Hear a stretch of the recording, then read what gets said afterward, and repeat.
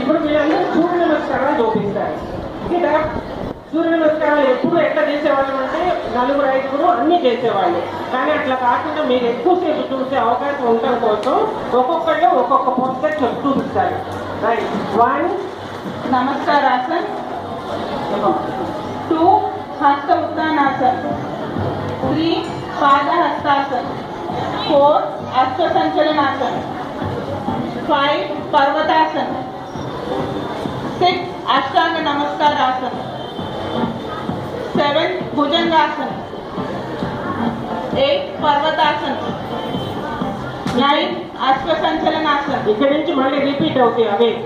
10 పాద హస్తాసన్, 11 హస్త ఉత్తానాసన్, 12 నమస్కారాసన్. క్లాప్ ఇవ్వండి అందరూ.